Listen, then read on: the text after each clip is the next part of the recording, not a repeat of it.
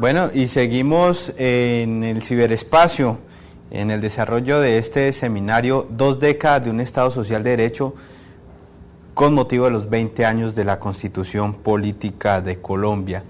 Para la organización de este evento, de este seminario virtual, es muy grato contar en este set con la presencia del doctor Omar Valencia Granada, quien en la época, en el año de 1991, fue asesor de la Asamblea Nacional Constituyente, más precisamente asesor del doctor Armando Holguín Sarria.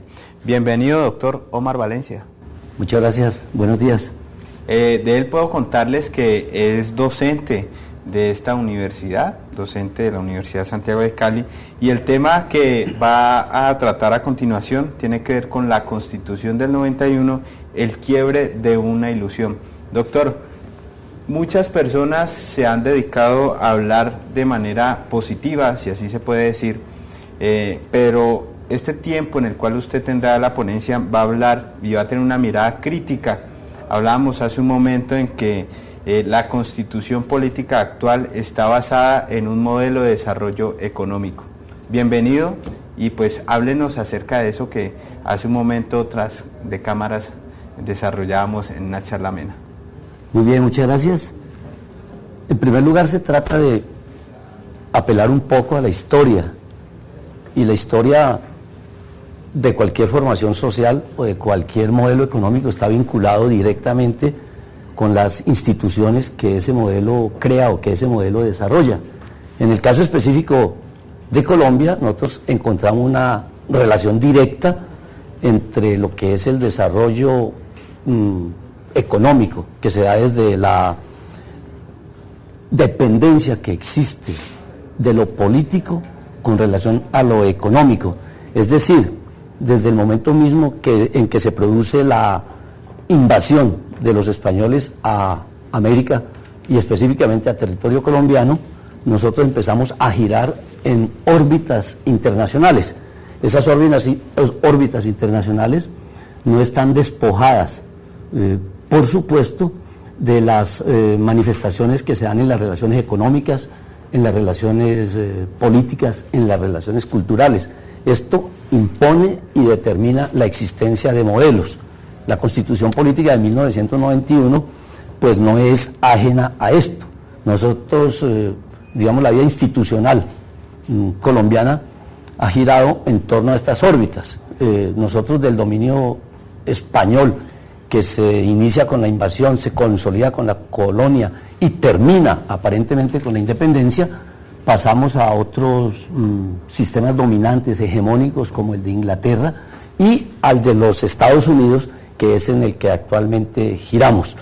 Aquí no hago la reflexión sobre si eso es positivo o es negativo, si ha sido desastroso o qué aspectos pueden reivindicarse de eso, sino simplemente establecer la relación con los modelos.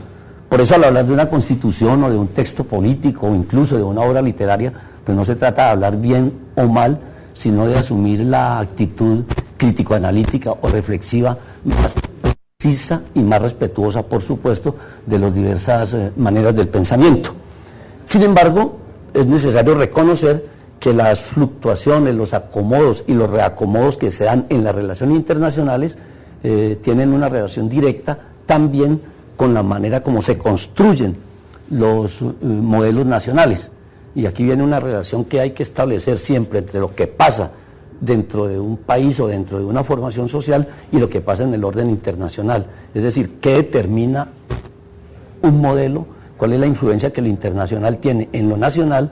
Y la manera como lo nacional asimila o acoge lo internacional, de una manera sumisa o de una manera independiente. Esto también lo podemos nosotros apreciar para los modelos culturales.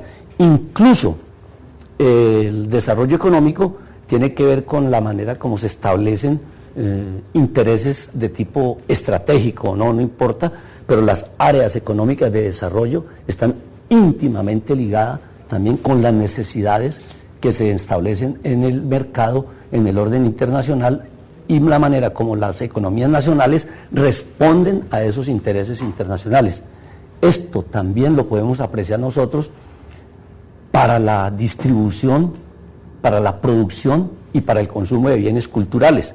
En esos bienes culturales yo incluyo también las formaciones religiosas. En este momento no es gratuito, pues que dadas las relaciones que se establecen en el orden económico, también exista, por ejemplo, en el caso colombiano, una avalancha, y en toda Latinoamérica, una avalancha de propuestas religiosas que obedecen también a unas necesidades de consumo espiritual que también pretenden quebrar hegemonías internas que en el caso colombiano, por ejemplo, podemos adjudicárselas directamente a la Iglesia Católica. Entonces hay unos productos culturales diferentes que pretenden o intentan romper esa economía. Esto visto desde el punto de vista del consumo de los bienes culturales, las manifestaciones religiosas. De todas maneras, el estado de guerra en nuestra sociedad es o ha sido permanente. Digo es porque tendríamos que analizar la situación actual, pero se inicia con la invasión, se prolonga durante la colonia, se puede palpar de manera muy evidente en el periodo de la independencia. Fue una guerra de independencia. La colonia no estuvo ajena tampoco a esto. El levantamiento de los comuneros, 1781, José Antonio Galán, pues es también una muestra de cómo las tensiones sociales están presentes en todo el desarrollo histórico. Y la época de la República, que se inicia, por lo menos teóricamente, con la independencia frente a España, está plagada también de guerras civiles. Podemos citar la guerra de los 1000 días. Todo el siglo XIX fue una eterna guerra entre diversos conceptos sobre el manejo de la economía. La lucha entre centralistas y federalistas está marcada por guerras, guerritas, y unas más grandes, otras más pequeñas, pero de todas maneras son guerras permanentes. Y esto también lo podemos nosotros encontrar en los modelos constitucionales que cada una de esas fracciones que se disputaban el poder económico trataba de imponer como modelo constitucional, que se veía reflejado, por ejemplo, en imponer la pena de muerte, quitar la pena de muerte, qué tipo de instituciones jurídicas se ponían a la orden del día de acuerdo con el modelo económico que representaba cada uno de estos sectores. La secesión de Panamá, la separación de Panamá es otro hito en el desarrollo de estos modelos económicos.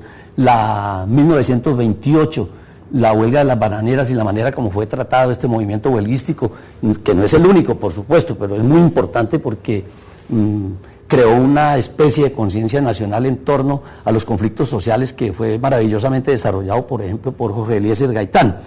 El periodo de la violencia en Colombia, 1940-1945, tiene como momento de inicio, y culmina esto con el Frente Nacional como un intento de consensuar intereses, de consensuar diversas concepciones sobre el modelo de desarrollo.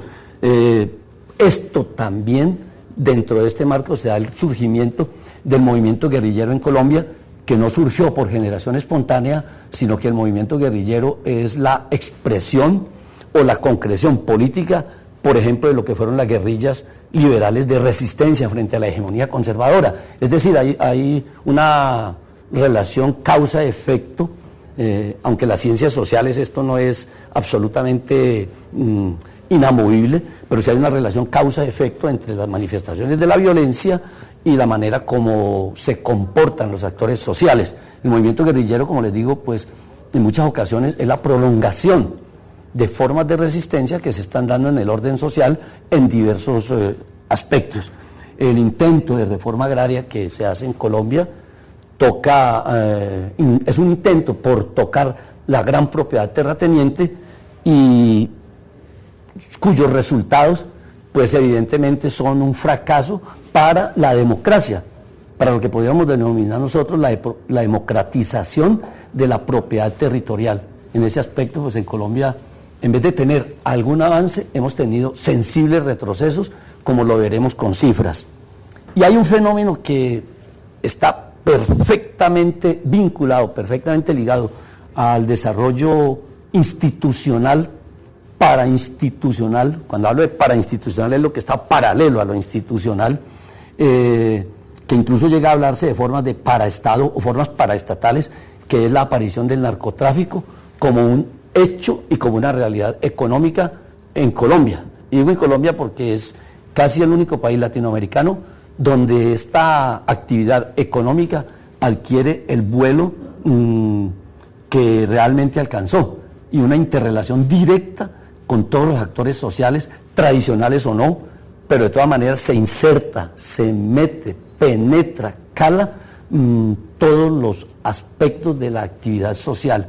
Es decir, la vida social que podría ser bucólica, o una vida social que transcurría de manera más o menos tranquila, un dominio que se ejercía de manera más o menos tranquila, aparece ya fracturado, quebrado por el hecho económico, que después tiene manifestaciones, por supuesto, políticas, sociales, culturales, muy importantes las manifestaciones culturales que se introducen a partir del narcotráfico.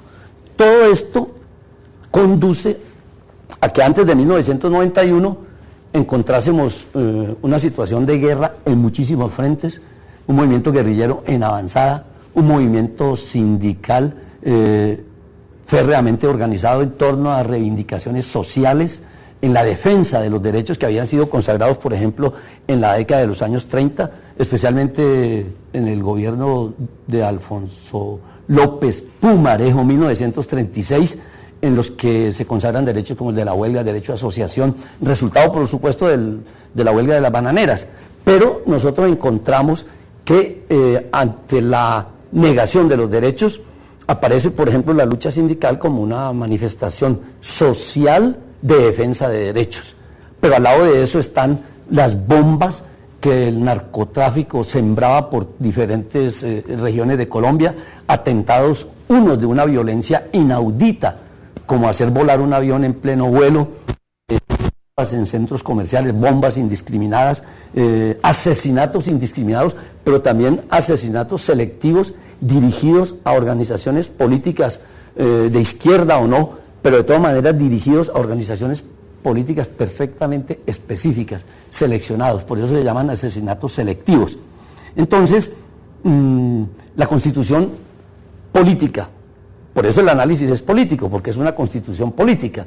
La Constitución política de 1991, en este marco de crisis social que amenazaba a las instituciones, pero no las amenazaba en un marco progresista, sino en un marco de desgobierno, de ausencia institucional, podríamos hacernos la pregunta, ¿no? La Constitución política de 1991 es el resultado de un consenso o es un intento, apenas un intento consensual.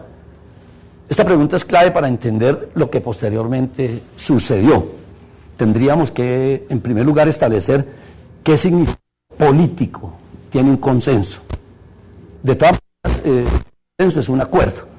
Y si ese acuerdo se logra dentro del grupo, tenemos que es un acuerdo endógeno.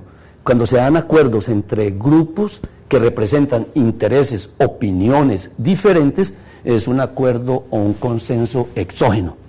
Pero, ¿el acuerdo podría ser una imposición? Si es una imposición, entonces no es acuerdo, no es consenso.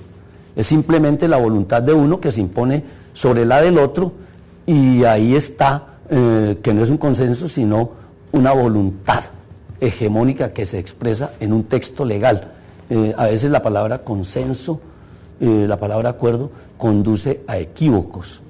Casi siempre los resultados de las guerras, los acuerdos que surgen de la guerra, no tienen nada de acuerdo, sino de imposiciones, que se denominan consensos. Los juicios de Nuremberg no tuvieron nada de consensual, por ejemplo. Pero de todas maneras, la tesis es que en el caso concreto de la Constitución de 1991 se impuso un consenso político, pero y que sí se dio como consenso, porque las diversas fuerzas estuvieron de acuerdo en ello, pero lo que se impuso fue un modelo económico. Se impuso el modelo económico del neoliberalismo. Creo que ahí está uno de las pistas de lectura que yo propongo para el texto. De todas maneras, estas pistas de lectura, sí quiero agradecer los textos como de Yomar Méndez, de Nubia Ciro, de Álvaro Oropera y del maestro Héctor León Moncayo, que fueron entre otros textos que me inspiran a mí estas reflexiones. Pero sí hay la imposición de un modelo que es el neoliberalismo, por una parte, y por otra parte está el consenso frente a declaraciones, frente a manifestaciones políticas. Veámoslo. El preámbulo es muy conocido, se invoca la presencia de Dios. En el título primero se llama de los principios fundamentales, se establecen principios. Digamos que todo principio, para que pueda operar como principio, debe ser fundante de algo, debe desarrollarse en algo. Si no, deja de ser principio para convertirse simplemente en una manifestación. En el título 2 encontramos los derechos, las garantías y los deberes. Tiene 5 capítulos que desarrollan desde los derechos fundamentales, los derechos sociales, económicos y culturales, los derechos colectivos y del ambiente, la protección y aplicación de los derechos y deberes y obligaciones. Hasta aquí nosotros encontramos la descripción de unos títulos y capítulos en cuyo articulado se contemplan los aspectos más sentidos de lo que puede ser la vida de un cuerpo social. Y hablo de cuerpo social no en el sentido organicista, desde el punto de vista teórico, sino desde el punto de vista como la dinámica, cómo se desarrollan las relaciones sociales. Pero es cierto decir que una cosa es contemplar, consagrar artículos, y una cosa bien distinta es su práctica social, su realidad en unas relaciones sociales históricamente determinadas, en unas relaciones sociales históricamente concretas. Por eso, la Constitución de 1886 siempre se ha dicho que expresa la concepción oscurantista del conservadurismo, incluso del Partido Conservador, y se hace a nombre de Dios. La Constitución de 1991 invoca la protección de Dios. De todas maneras, para el quiebre de la ilusión constitucional que yo propongo, el solo hecho de invocar la protección de Dios hace que ese Dios sea el Dios de los españoles, el Dios de los europeos. Desde allí, la Constitución sería excluyente porque excluye la cosmovisión de los dioses indígenas, por ejemplo, la cosmovisión de los dioses afrodescendientes, por ejemplo. Allí ya habría un concepto excluyente y europeizante, en este caso castellanizante, españolizante, de la Constitución de 1991. Esto se desarrolla después, por supuesto, en otros capítulos.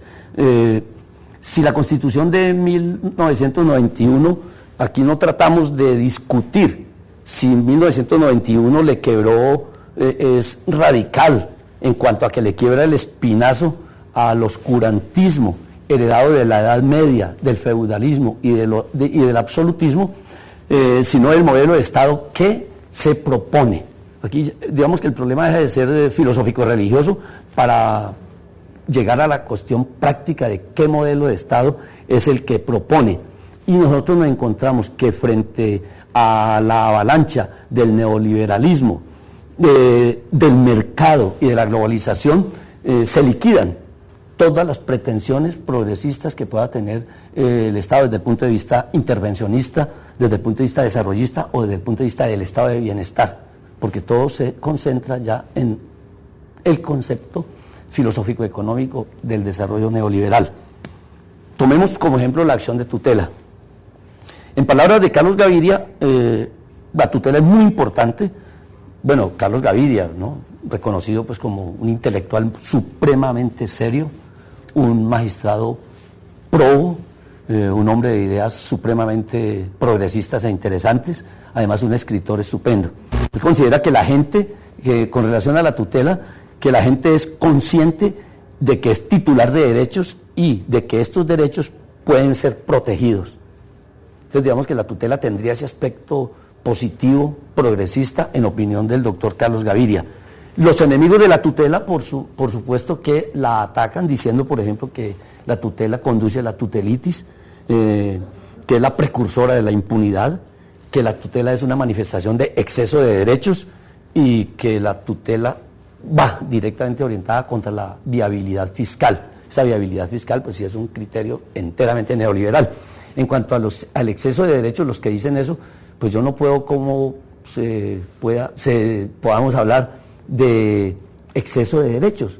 Ningún derecho es excesivo, los derechos simplemente son derechos. o no existen o sí existen, o se cumplen o no se cumplen, pero los derechos jamás podrán ser excesivos a la medida en que atañen o forman parte inherente del ser humano, de la persona humana. En consecuencia se desarrollan como derechos. De todas maneras, la tutela, el amparo, orientados a reclamar o a defender derechos, tienen sentido y se originan en la negación de derechos. Es decir, si a la gente le satisfacen los derechos, no tendría que reclamarlos mediante tutela. Es una relación muy elemental, muy sencilla, muy entendible. Únicamente tiene sentido defender un derecho cuando se carece de él. Entonces, ante la insatisfacción de los derechos, como el de la salud, por ejemplo, es lógico que la acción de tutela representa un recurso al que la gente tiene que apelar de manera permanente, porque no existen los derechos.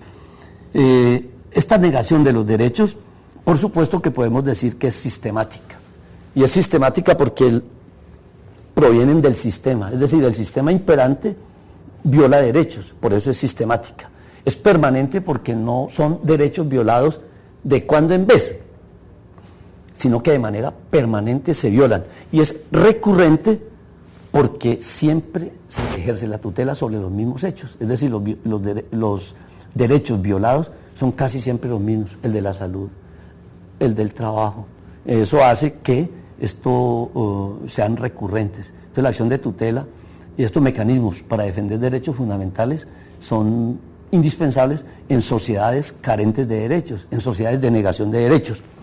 Decía el presidente de la Corte Constitucional ayer en la cadena Caracol de Colombia que mensualmente se invocan en Colombia 40.000 acciones de tutela.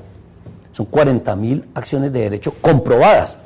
O sea, eso no habla mal de los que ejercen la acción de tutela, sino que lo que habla muy mal es del Estado, que hace que 40.000 ciudadanos tengan que apelar a eso. Los que apelan, los que saben que pueden apelar y los que tienen medios para apelar. Aquí habría una cifra negra de los que de ninguna manera llegan a la tutela porque no saben que existe, no pueden, la desconocen o sienten temor ante esa omnipresencia de las instituciones del Estado.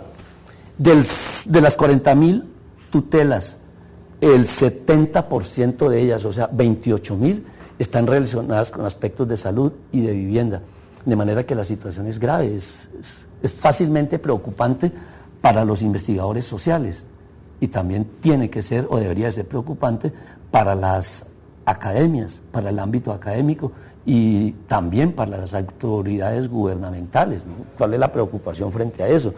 Pero lo que uno nota es como la arremetida contra la tutela. Desde otro punto de vista de la acción de tutela, intentaremos un análisis en que la acción de tutela pone al ser humano en una relación única, individual, frente al Estado representado en sus instituciones públicas o privadas. La acción de tutela no es una acción colectiva con contenido de solidaridad, sino que es una acción individual. Este hecho contribuye a fomentar y a construir una conciencia individualista, aislada del contexto de los que son iguales desde el punto de vista social, como clase social o como sector social. Esto puede contribuir ideológica y políticamente a actitudes de aislamiento, desinterés o de abierta hostilidad frente a los procesos organizativos y frente a las reivindicaciones sociales.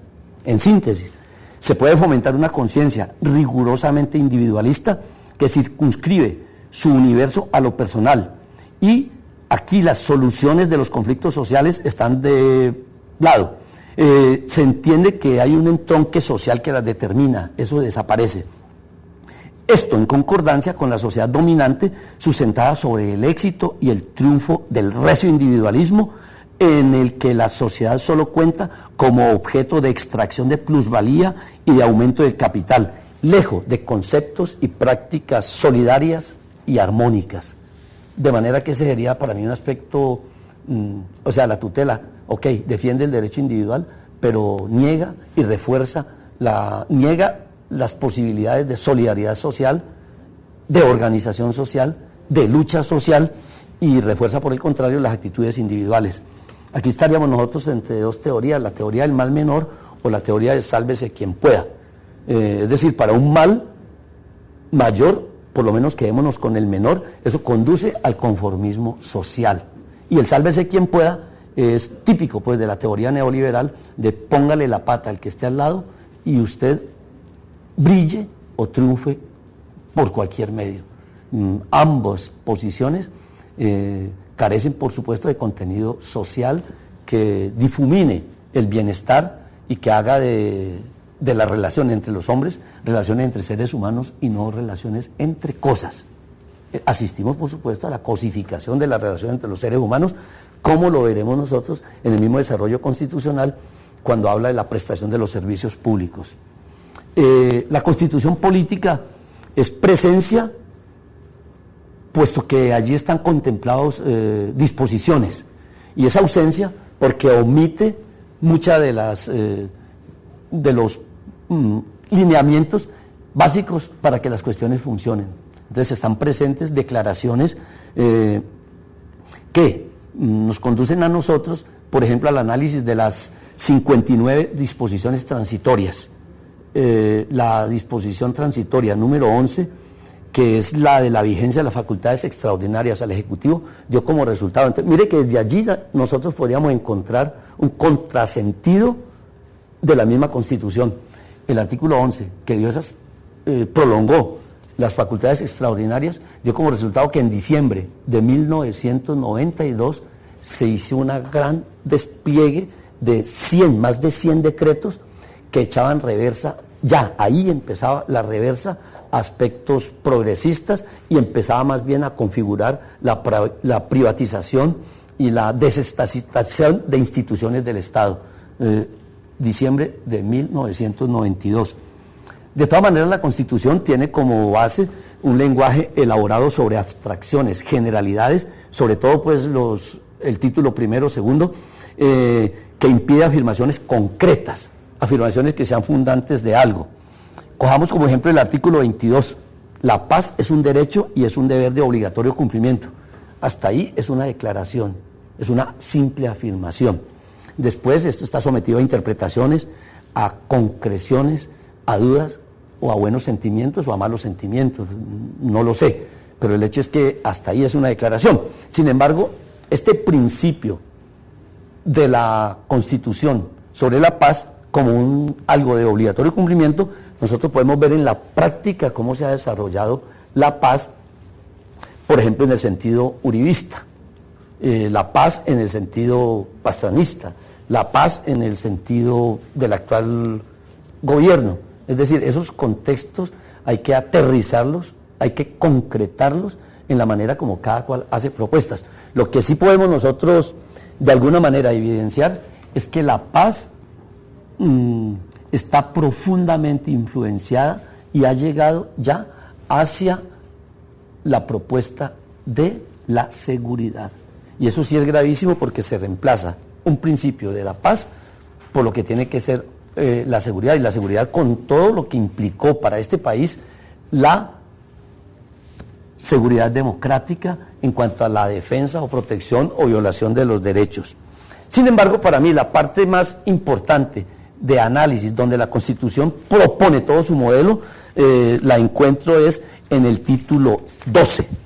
El título 12 creo que es ahí, sí, cuando se proponen los modelos de la participación de los particulares en la conducción de la economía, la participación de los particulares en la prestación de los servicios públicos como los de gas, energía, acueducto, ¿sí?